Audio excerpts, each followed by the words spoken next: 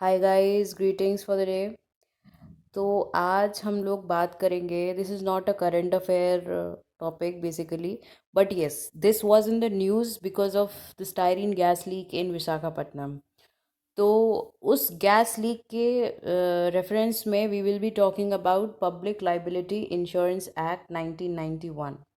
What is this Public Liability Insurance Act 1991 and क्यों ये why this came into the news because of styrene gas leak in Visakhapatnam. So basically a focus on Public Liability Insurance Act 91. Let's read first, पर थोड़ा read करते हैं फिर then I will explain. The gas leak at LG Polymers India Private Limited in Visakhapatnam in Andhra Pradesh has brought back the focus on public liability insurance. Over and above the compensation, जैसा कि first point में लिखा है कि जो LG polymers India private limited में gas leak हुई थी, स्टायरीन गैस लीक हुई थी विशाखापट्टनम में, आंध्र प्रदेश में, उसका फोकस सीधा सीधा पब्लिक लाइबिलिटी इंश्योरेंस एक्ट 1991 पे आ गया है. Second point, over and above the compensation that may be awarded by the courts, the victims are also entitled to compensation under the company's public liability insurance available in terms of Public Liability Insurance Act 1991. Guys, इस point में आपको थोड़ा बहुत idea मिल जाएगा कि हम क्या बात करने वाले हैं. इसमें लिखा है कि जो कॉम्पनसेशन कोर्ट ने अवार्ड किया है उन विक्टिम्स को जो उस स्टायरीन गैस लीक की वजह से इफ़ेक्ट हुए हैं, उसके अलावा उन विक्टिम्स को, वो विक्टिम्स और भी कॉम्पनसेशन लेने के लिए इंटाइटल्ड हैं under public liability insurance act 1991. That is, ये एक्ट उन लोगों के लिए है जो हज़ार्डस जगह पर या जो किसी ऐसी कंपनी में जॉब करते हैं जहाँ पे कोई ऐसा केमिकल बन सकता है जिसकी वजह से उनको कोई नुकसान हो सकता है, या उनके या मतलब इन अनफॉर्सीन सर्कमस्टांसेस उनकी अगर डेथ हो जाती है तो उनके जो फैमिली मेम्बर्स हैं उनको भी कॉम्पनसेशन देना पड़ सकता है.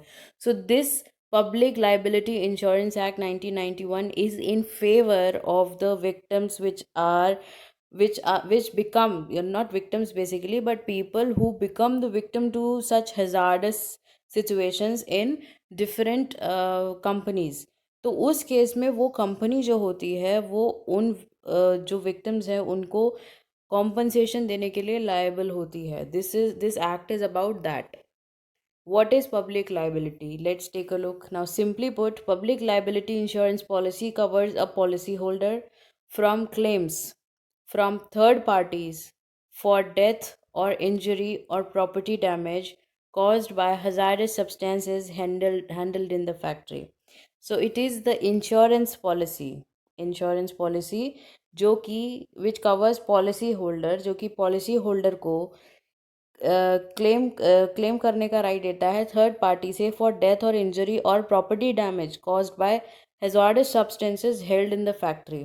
So this public liability is a kind of insurance policy जो policy holder को cover देता है to uh, claim from the third parties for death and injury. जैसे अगर उनको कोई डेथ हुआ है या इंजरी हुआ है या कोई भी अनफोर्सिन सर्कमस्टांसिस में कोई भी उनको नुकसान पहुंचा है, तो these policy holder can claim from the third party for the damage caused by the hazardous substances.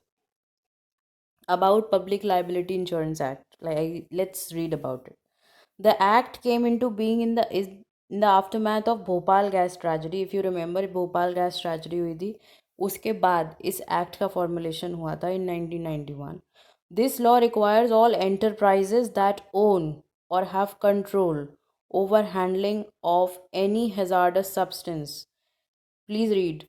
ये वाली लॉ जो है वो सारी इंटरप्राइजेज जो कि ओन करते हैं या कंट्रोल करते हैं कोई भी हज़ार्डस सब्सटेंस को हैंडल करने का, टू सब्सक्राइब टू, ये सारे इंटरप्राइजेज जो हैं जो कि किसी डेंजरस या हज़ार्डस सब्सटेंस को ओन करते हैं या हैंडल करते हैं, उनको public liability insurance policy cover को सब्सक्राइब करना होगा, whereby they are insured against the claims from third parties for death और इंजरी और property damage caused by hazardous substances handled in their enterprise. Okay. Now, the compensation payable under this act is also irrespective of the company's neglect. The victims who are exposed to hazardous substance used by an industry may file a claim with the collector within 5 years of the accident. जो victim हैं वो जो कि इस hazardous substance को expose हुए हैं वो एक क्लेम फाइल कर सकते हैं to the collector. Collector is district magistrate. Within 5 years of the accident, 5 साल के अंदर आप क्लेम फाइल कर सकते हैं जो भी विक्टिम है. On receipt of an application the collector after giving the notice to the owner, collector जो है वो नोटिस ओनर को देते हैं, ओनर उस एंटरप्राइज का जहाँ पे वो हजारस सब्सटेंस हैंडल होता है. And after giving the parties an opportunity of being heard, वो एक बार उनको सुनते हैं ओनर को, तो वो अपॉर्चुनिटी देने के बाद will hold an inquiry into the claim. वो उस क्लेम पे इंक्वायरी होल्ड करेंगे जो भी कलेक्टर हैं या डिस्ट्रिक्ट मैजिस्ट्रेट हैं.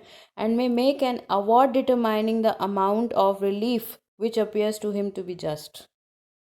दोनों पार्टीज़ को सुनने के बाद उस पे क्लेम पे एक इंक्वायरी बैठती है और उसके बाद एक अमाउंट डिक्लेयर होता है, विच अवार्ड होता है विक्टिम को, जो कि विक्टिम को जस्टिफाइड लगता है.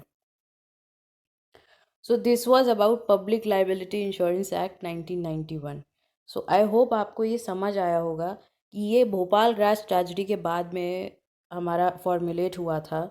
इसमें क्या होता है कि जो भी एंटरप्राइज है जो कि हजार्डस सब्सटेंस को हैंडल कर रहा है, they will first get subscribed to this public liability insurance policy cover. इसमें जो भी विक्टिम है, इन एनी अनफोर्सीन सर्कमस्टांसेस, अगर कोई भी काम करने वाला विक्टिम बन जाता है और वो किसी भी हजार्डस सब्सटेंस को एक्सपोज हो जाता है, तो वो अपना क्लेम फाइल कर सकता है. और वो अपने क्लेम को किसको दे सकता है? कलेक्टर को. That is the district magistrate of that area in with in 5 years of the accident. मतलब एक्सीडेंट होने के 5 साल के अंदर वो इस क्लेम को दे सकते हैं. और उसके बाद जो कलेक्टर हैं वो एप्लीकेशन रिसीव करने के बाद में पहले वो नोटिस देते हैं उस एंटरप्राइज के ओनर को. उसके बाद वो एक हियरिंग करते हैं दोनों पार्टीज़ की, और हियरिंग करने के बाद उनको जो भी ठीक लगता है उस हिसाब से they put on the inquiry. पहले इंक्वायरी करते हैं और उसके बाद whatever amount they feel is justified they offer to the victim, जो कि विक्टिम को भी जस्टिफाइड लगता है. So this is public liability insurance act 1991. And the reason why this was in the news was because of this styrene gas leak in Visakhapatnam, Andhra Pradesh, which has caused a lot of damage. So I hope guys आपको ये act समझ में आया होगा. ये एक bare act है. It is important in perspective to your UPPSC and UPSC examinations. I hope you enjoyed the video. Please don't forget to subscribe by clicking the bell icon, because we'll be coming up with such more informative videos in future. Thank you.